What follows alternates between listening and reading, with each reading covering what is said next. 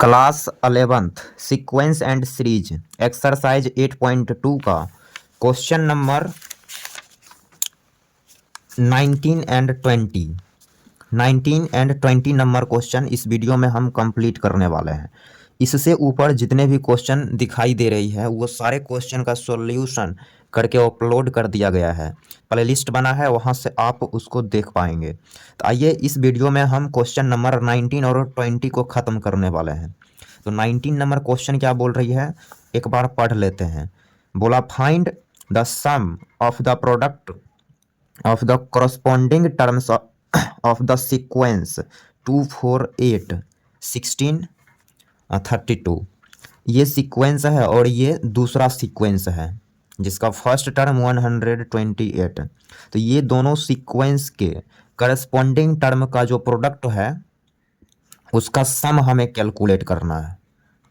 Okay, तो ये दोनों सीक्वेंस के कोरस्पॉन्डिंग टर्म का हम प्रोडक्ट करेंगे, फिर उसको हम सम करेंगे। आइए तो सॉल्यूशन का जर्नी स्टार्ट किया जाए। 19 एक्सरसाइज 18.2। इसमें दोनों सीक्वेंस को हम पहले यहाँ लिख लेते हैं। तो फर्स्ट सीक्वेंस, पहला जो सीक्वेंस है वो 2 4 8 16 32 एंड सेकेंड सीक्वेंस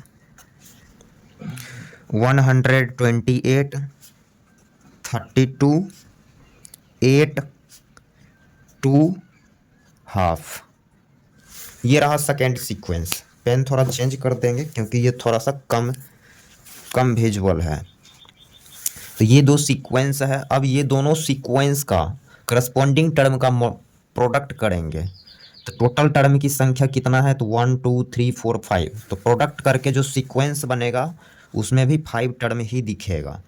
तो प्रोडक्ट करते हैं तो वो जो सीक्वेंस डेवलप होगा तो 2 इंटू 128, फिर 4 इंटू 32, 8 इंटू 8, फिर 16 इंटू 2 एंड लास्ट 32 इंटू 1/2। ये सीक्वेंस बना। इस सीक्वेंस में टोटल टर्म की संख्या हो गई 5। अब ये सीक्वेंस को पहले पता करेंगे। ऐसे तो मल्टीप्लाई करके भी ऐड कर सकते हैं, वो हो जाएगा गधिष्ट मेथड। तो स्मार्ट वर्क थोड़ा करना है तो आपको पहचानना पड़ेगा कि ये सीक्वेंस किस में है। तो ये सीक्वेंस को हम पता करने के लिए इसको बोलते हैं फर्स्ट टर्म। सीक्वेंस किस में है ये पता करने के लिए इसको हम बोल दिए फर्स्ट टर्म, एंड इसको बोलेंगे सेकेंड टर्म, और ये आपका थर्ड टर्म, और ऐसे करके फोर्थ, और ये फिफ्थ टर्म। इसका यदि कॉमन रेशियो सेम आ जाए, आर निकालते हैं तो आर का मतलब T2/T1। T2/T1 मीन्स 4 इंटू 32 में डिवाइड करो 2 इंटू 128। इसको ये काटेगा, ओके। और इससे आप इसको काटेंगे 64 बार में। 32 2 जा 64, तो यहाँ से आ गया हाफ। यदि हम फिर T3/T2 निकालेंगे वो भी हाफ ही आ जाए तो हम बोलेंगे कि ये जो सीक्वेंस है ये सीक्वेंस GP का है। तो थोड़ा सा हम इसको स्लाइड कर लेंगे, आप स्क्रीनशॉट ले सकते हैं या फिर वीडियो को पॉज करके नोट भी कर सकते हैं। तो अब हम यहाँ से निकालने वाले हैं T3/T2। T3 8 into 8 divided by 4 into 32। यहाँ से इसको आप काटेंगे तो ये इसको काटेगा 16 बार में।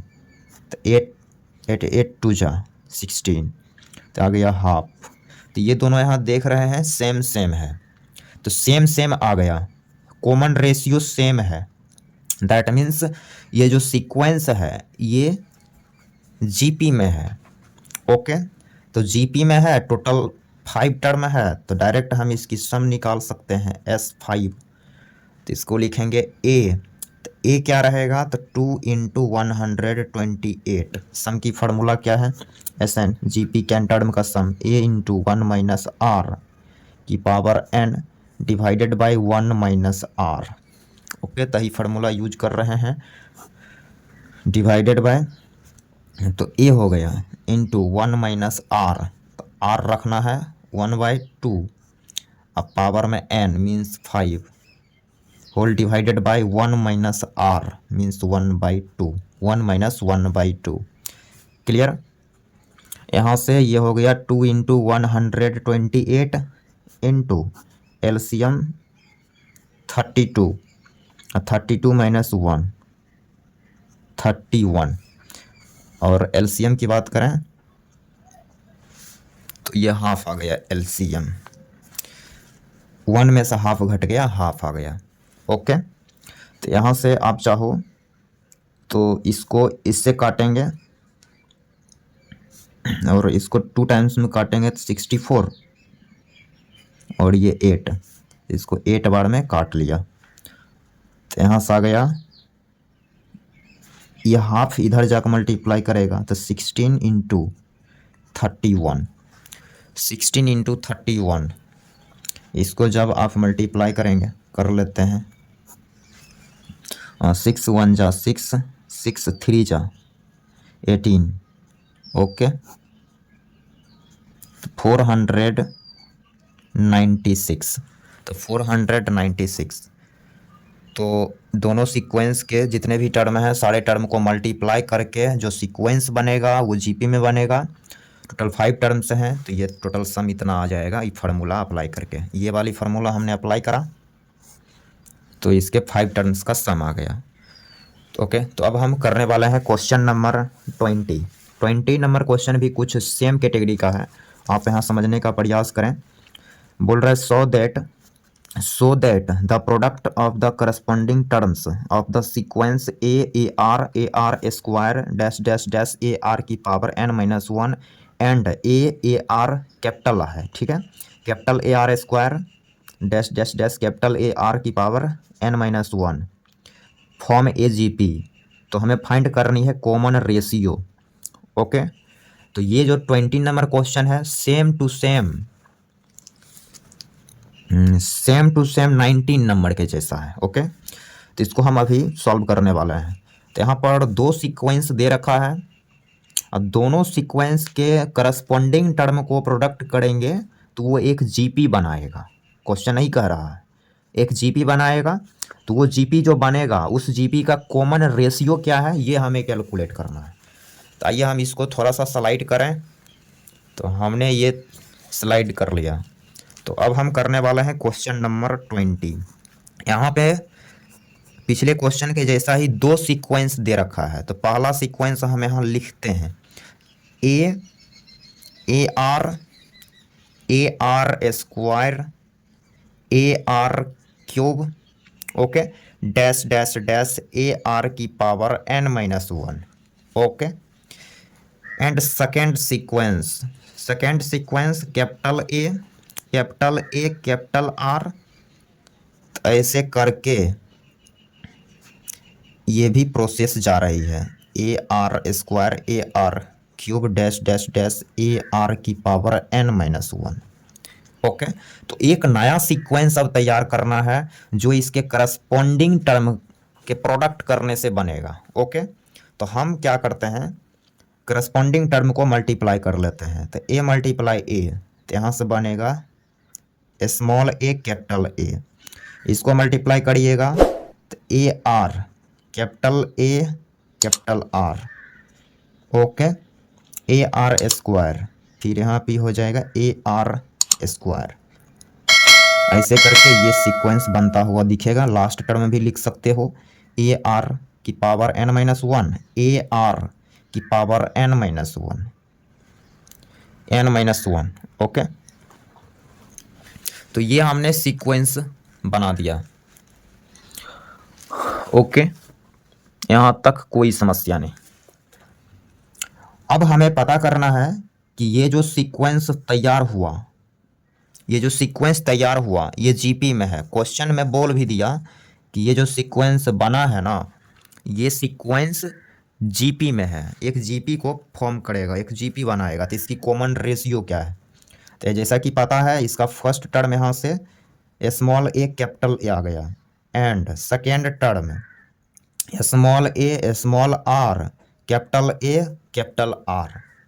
तो कॉमन रेशियो हमें निकालनी है, कॉमन रेशियो। तो कॉमन रेशियो का तो मतलब अगले में से पिछले से डिवाइड कर लो। तो T2 बाई T1, T2 हो गया A R small are capital R divided by small A capital A. तो ए से ए कैंसिल, कैपिटल ए से कैपिटल ए कैंसिल, तो यहाँ से आर आर आ गया, आर डबल आर, एक है ट्रिपल आर मूवी, आर वैसा वाला फीलिंग आ रहा है इस क्वेश्चन को सॉल्व करके। खैर ये क्वेश्चन यहाँ डील हो गया है। तो नेक्स्ट वीडियो में हम करने वाले हैं क्वेश्चन नंबर 21 से आगे जितने भी क्वेश्चन है उसको हम सॉल्व करेंगे, और पूरा NCERT हम सॉल्व कर देंगे। बहुत सारे लेक्चर हमने अपलोड करा, 12th का भी सीरीज, जितने भी NCERT के कैलकुलस वाला जो टॉपिक था उसको भी हमने ख़त्म कर लिया। वहाँ से अब डिफरेंशियल इक्वेशन वाला टॉपिक बचा है, उसको हम धीरे धीरे वो लेक्चर आता रहेगा। आप फिलहाल इसको यहाँ से कंप्लीट कर सकते हैं।